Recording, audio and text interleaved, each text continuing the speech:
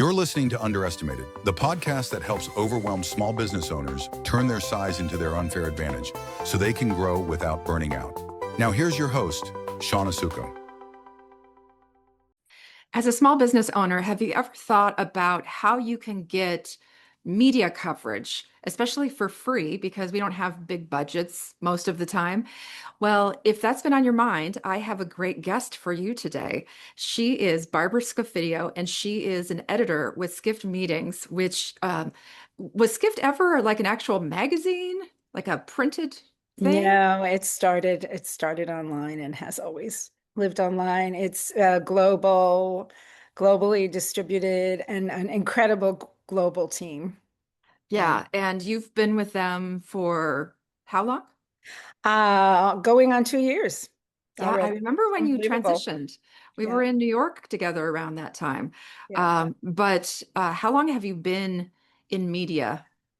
Oh my goodness, since college. I'll try not to give my Like 10 age years, away. 12 years? Let's say 30 plus. Nice. That's cool. That's a You've nice seen some things, Barbara. just a few. Well, so you have owned a small business. Tell me about that. I have, and I think that's a good fit for your topic. And certainly I can speak from my professional career, but for 12 years, I owned a retail business that started with one store and ended up with four. And it did that while I worked my full-time role. And really, probably because of my background as an editor, we were very successful at winning awards, getting into, Yankee Magazine and the Boston Globe. We had at one point a store on Charles Street in Boston and Oh, nice. store in Concord, Massachusetts. Yeah. And Groton, which is where it started, where I live. Wow. While you're working full time, mind you. Well, with other people, yes. Yeah, but still, I mean, so I you understand the overwhelm that happens when you have to wear all these different hats. So, did. you touched on something interesting that I wasn't going to cover today. Well, So let's do it. I definitely want to talk on, I want to start with how to get great free media coverage, but you Mhm. mentioned awards, and that's something that I don't spend a lot of time thinking about or talking about. So I'm glad you mentioned that. So Right. what's the best way for a small business owner to get media coverage? If I were to even back it up a little bit, it's so easy to get granular when you to live in the details when you own a small business because often you're bogged down with the paperwork and the accounting and in our case it was the inventory. We had 150 local artists, New England artists, that we Oh, had wow. to track their inventory, the day-to-day, the staff, paychecks, right? Payroll, cash flow, the biggest cause of death of a small businesses, correct? Yep. So a lot of small business owners don't. Marketing is where they think they can cut their effort, but actually, for me, marketing was always my top one of my top, if not my top priority, because in retail you had to keep people coming in the door, right? So you had to keep being creative, promoting, creating events, trying to get into the papers, creating relationships with the editors of those papers so they thought of you. We created an entire, in our store in Concord, an entire business group that started doing events right in our town to grow awareness that there were so many great businesses right in the town. So it's also about collaborating with, in some cases, people who were your competitors, but to kind of create, drive the business for all of you.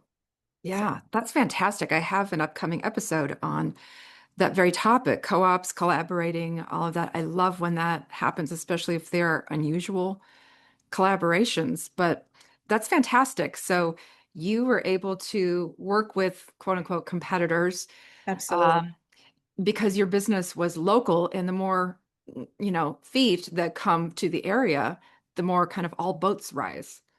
Absolutely. And that's the only way it works. Yeah.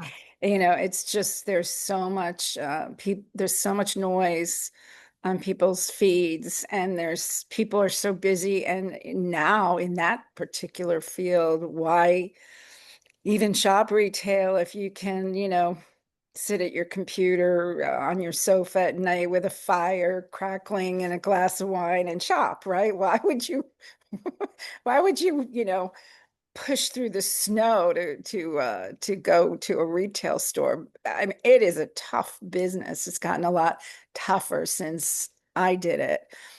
What we were just talking about with the collaboration, I don't understand a lot of businesses that don't make that a priority, Yeah. marketing as a group, because then you've got all the lists from all of the different businesses, all the goodwill that those individuals have created over time. And but you've got the social media presence of all the businesses. It's just so much more powerful to do it that way. Exactly. And even if you're not a local brick and mortar type business, Right, if you are regional, national, if you're digital, online only shopping cart type business, it still works, right, right. because like you said, you're leveraging each other's lists and media presence, social media and all that. I just wrote a story. Now I'm moving in and I'm putting on my Skift hat. But it was about relationships, and in the DMC world and the agency world. And the story should be out this week. And basically, there was a person who was saying that, and doing research, qualitative research, kind of to prove that the relationship model is outdated.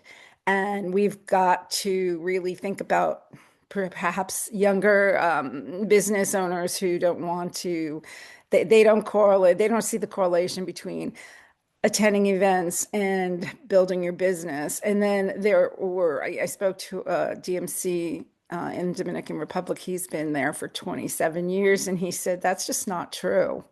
Yeah. Of course, online is helpful, but you've got to be out there, seeing the same people, walking the site together, bumping into them time after time, learning about what's important to them to Yes. really be a partner.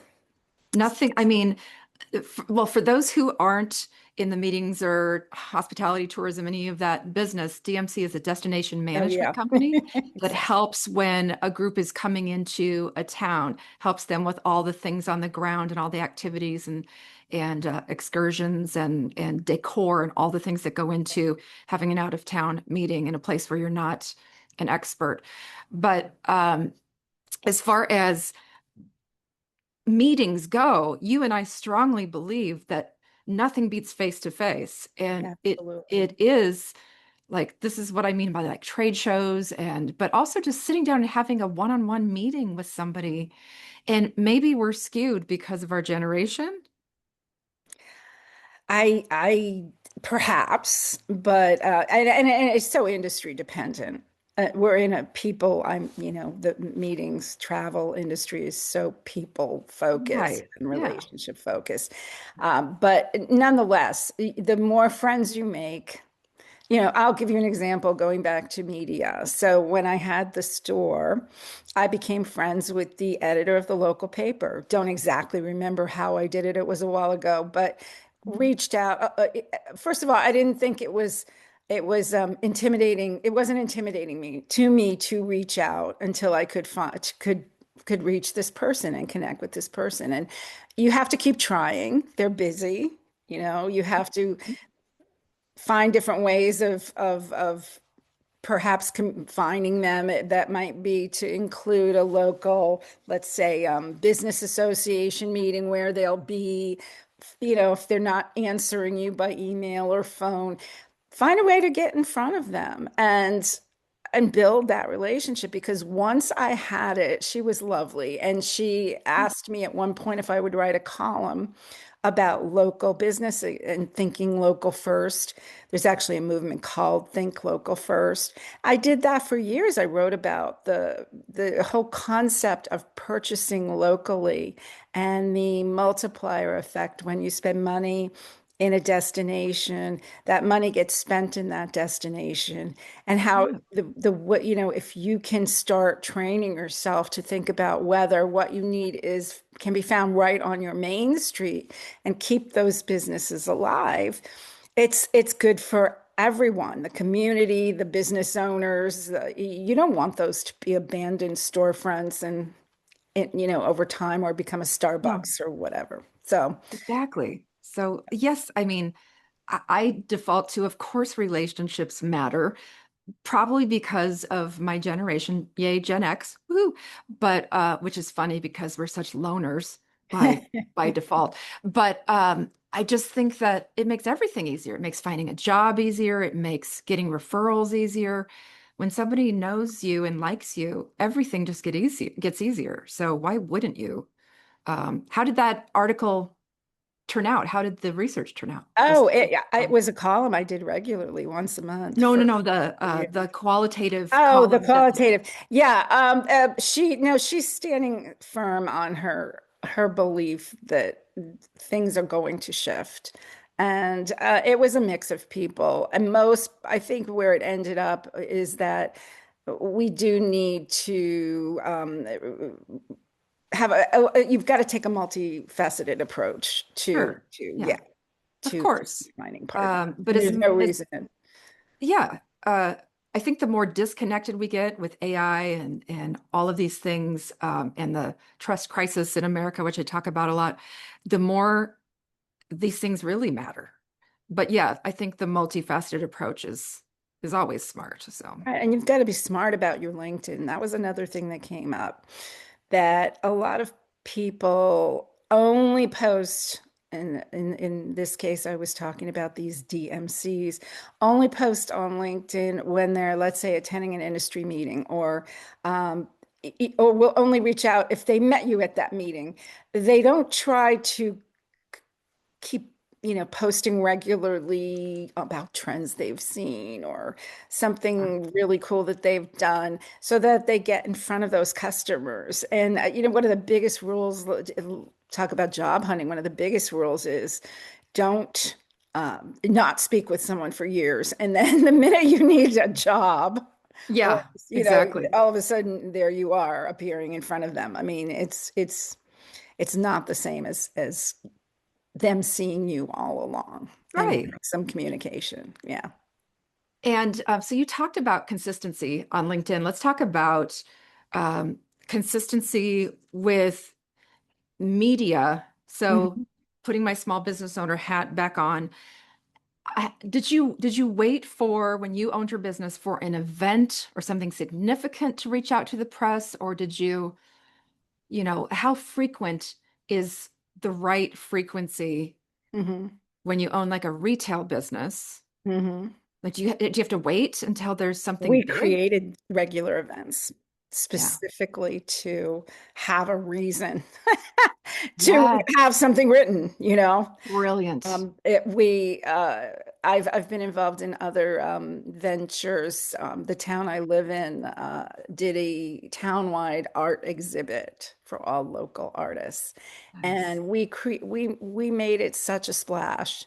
We had a coffee table book that we put together about all the artists. It was really just a 2 week event, but Right. we did all of these other things around it. We had interviews with the artists, and the different galleries that had the event had different openings. You turn it into something specifically for the purpose of getting that press. Right.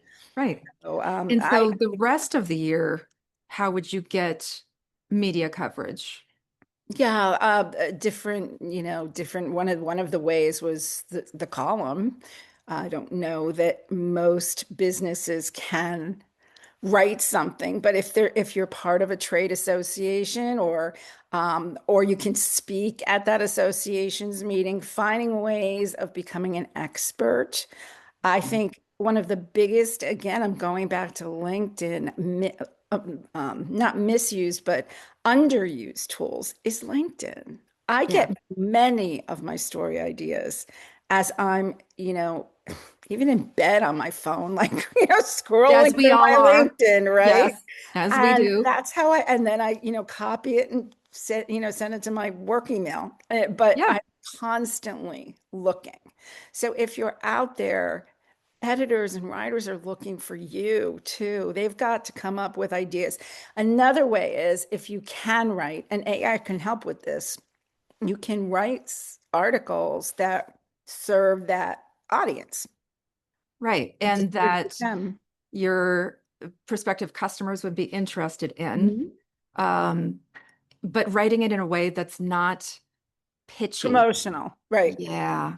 I mean, how many of those do you get? I mean, Far too by many. nature, press releases are promotional, but articles, no. You don't, Right. And if nobody they wants that. if they if they found a hook and really focused on their expertise instead of promoting their business, I could Yeah. probably use it. But instead, what I get, I have to throw away. Or I have to decide if I want to go the distance with them and help them create that. And usually the other thing is editors are busy and they're just looking for sometimes Yeah. easy answers The or quick. turnkey. I mean, Everybody's busy. that's not how we are at Skift. We're journalists. We labor over our articles for Yeah. days sometimes, but in a lot of, especially like local media, local newspapers, they're looking for, we called it filler back when I worked for a newspaper, not to be insulting, but they're looking for ways of filling their space. They're looking Yeah. for quick hits. If you can get something written that's useful to their audience, they're probably going to print it. Yeah, and filler has a value too because it makes you searchable. It every time you're mentioned on somebody else's website, you can link to it. It makes your business more searchable. If you are the face of your business, so even filler is good. Exactly. And then the other piece is getting involved in associations or groups or business groups, whatever chambers of commerce. Um, you are written up because they're writing up the event of the chamber, and then you pop up on the feed. The Yeah. more you, like you said, the more you pop up, the better it is So for business. are press releases still the best way to make an announcement, or should people reach out and send you articles as a Yeah. first stop, or what do you prefer? Yeah. The thing about press releases is if it's of interest, I'm going to pursue it. But when people send me things about, and especially with the meeting sector of the travel industry, a lot of PR agencies will send me press releases about weddings or press releases about, with photos of vacationers or whatever. They're not And doing that their just job. creates a really bad vibe Yeah. for the future. Or Yeah. call to check in. Like, who calls anybody anymore? Or forward it and say, I want, to make sure this is at I love that, the top of your your feed, Yeah. whatever. And I just, of course, if it's interesting, I'm going to call you. And So they that should would be not my job. follow up and say, No, just checking. no, because we read everything. We are looking for leads. Yeah. So Yeah. and eventually it will hit, but the way it's going to hit is if I have, again, a relationship with that PR person. I have a friend who I went to college with. She's one of the big travel industry PR people. We anything that comes through from any of her people, I pay extra attention to. I mean, people that I've met over the years, travel with Yeah. over the years, uh, Yes. they're my first choice when I'm looking for something. Yeah. They're trustworthy. Their information is good, interesting, whatnot.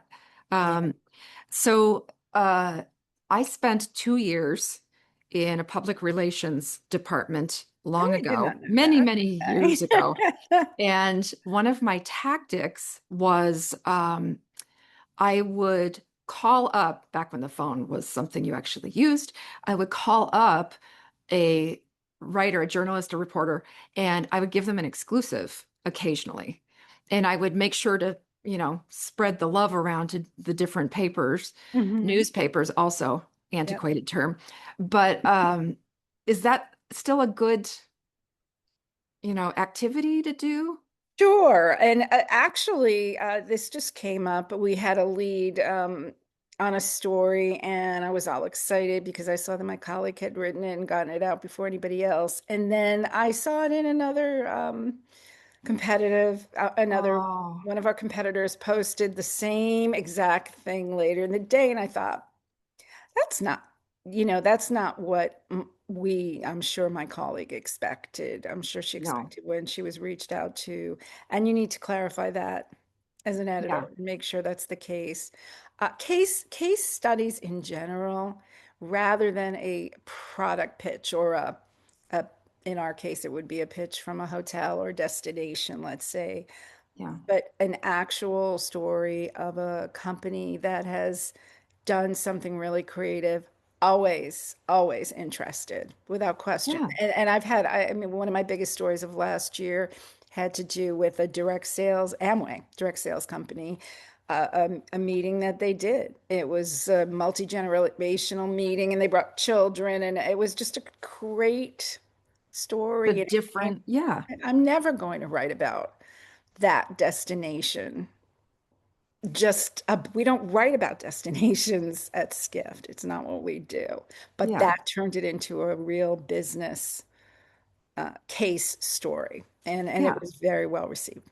So That's cool. yeah, So, yeah, always have a unique angle, or if people have the ability to do their own research, that helps too. Anything nowadays to add credibility because there's so much stuff. discredibility. Yeah, just lots of noise. I like to call it noise. Noise. Yeah.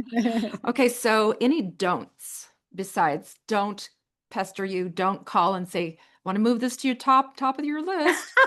I didn't mean to be rude, but yeah. No, it's not. That's I appreciate the candor. That's what this is about. Right, right. Just be clean in what you pitch in your writing. If I catch writing, and because a lot of people are using AI, I would say that fits in there too. I can spot, because I'm a writer, I can spot AI instantly. And I do have a lot of trouble with it's a great starting point. It's a wonderful tool. But if you're writing something, it had better be creative and have care put into it. And if I Yes. see something that just looks like it was just pushed out Yeah. without any, and it's got those typical AI. There are little things you can look for that are represent. You're pretty sure it came from AI if you see Yes. those. I mean, we're all getting very smart Yeah. um, around identifying that flowery language. Yeah. Yeah. And I can spot it a mile away by some of the catchphrases and everything. Like, here's the truth, or here's the deal, or in a world where, there's just so many giveaways, at least for There are me. great articles out there that Yeah. list all of the different phrases I and actually I styles. uploaded a list to my own GPT and I said, do not use any Oh, of these very ever. smart. Yeah, yeah, very smart. Good for you. I wanted to ask you before we move on to awards Okay, and wrap up with that topic, sure. any advice on handling negative media coverage? Yeah, I think it's just really important to get in front of whatever it is and to be honest and to admit if there's something that went wrong, and to, if necessary, have a conversation. I had a situation years ago, and it basically something that one of my this was when I was planning events, which is another part of my life that I did events for corporate meeting planners. I had a speaker who said something that was offensive, and then we reported on it, and the person was just furious with us. And I got on the phone with him, and I said, "How can I make this right?" It slipped by me. It wasn't even anything that I did, but I hired that speaker. I Oh, took full gotcha. responsibility, and Yeah. then that was somehow got publicized. But I was all about how can I fix this, Yeah. and wrote an apology, let my management know. I just bumped into him at a meeting a couple weeks ago. He was so friendly and sweet, Oh, and I thought, you see that? I you now fixed it. have, You owned it. yeah, absolutely own it. That's the one thing I can say. Yeah. So you talked about awards as a strategy to get media coverage. Let's end with that topic 'cause that's fascinating. I didn't even think to Sure. include that. Sure. And people take awards very seriously, and Yeah. or most awards. As mine is hanging, whoops, hanging in the background there. Oh, Yes. good. Yeah, good. Good for you. Yeah, Yeah. and I mean, as a journalist over the years, we've received awards, and are honored. I mean, there is an overuse of awards. I won't get into that in my industry anyway. But let's put all that aside. For certain kinds of businesses, and in our case, it was retail. It meant a great deal to win an award. We ended up with Yankee Magazine. I had pitched because I had pitched the editor various stories. He was aware of the store. At some point, he sent a writer there Mm, to evaluate us, and we ended up winning, best in Massachusetts for artisan gifts one year. that's Um, awesome. which was a big deal. And then I was always looking for ways we could get into some list. There's so many lists out there.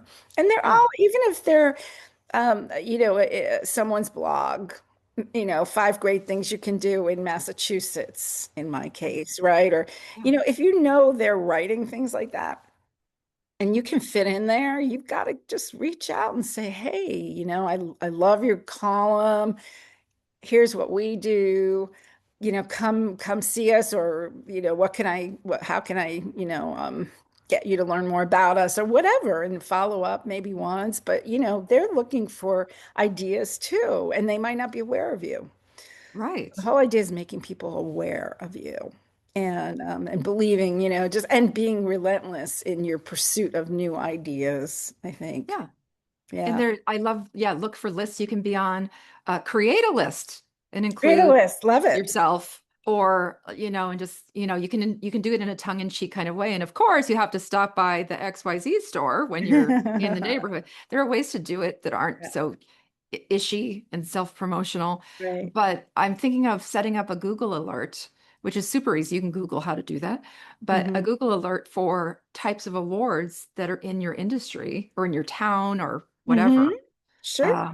and just get notified so you don't miss those things. Sure. You've got to be looking. And that's why I think what I said, if we want to come full circle, when we started this conversation, is that if you get too buried in the minutia of your business, and it's very easy to do, and it's a very comfortable place for a lot of people, Mm, you don't have the time, or to be looking at a much bigger picture, which is your business isn't going to be there for you to track people's hours, and yeah, do the accounting if you don't get the people, the customers, right? yeah. So, the marketing has to be a top priority, and just stretch yourself. And if you're whatever, don't have the confidence to reach out to someone, find it, because that is how you grow your business. I love ending on that. I do have one Okay. final, very important question. Okay. Dogs or cats? Oh, dogs. He's like right Yes. behind me. I'm Oh, literally back to back with him right now. what is his name and breed? Oh, Fenwick, and he is a rescue with 25 breeds in him. I Oh have my to be gosh, a you did a date. test? 25. Oh my gosh, Sweetest that's thing in the world. amazing. Sweetest I little love man. I love that you did a What test are on. you? I dogs, a Dogs. thousand percent, 1,000%. So I feel bad for anybody who comes on as a cat person, but Oh boy. we don't need to talk about Thank that. Barbara, thank you so much. This you. has This been was so great. I insightful. appreciate it. And as always with you, it's so interesting, and we end up talking about things we didn't even expect. So I appreciate you. Thanks for taking Great the to time. see you, Shawna. All right. Take care. Thanks for listening to Underestimated, hosted by Shawna Suckow. To connect with Shawna, go to thebuyerinsider.com.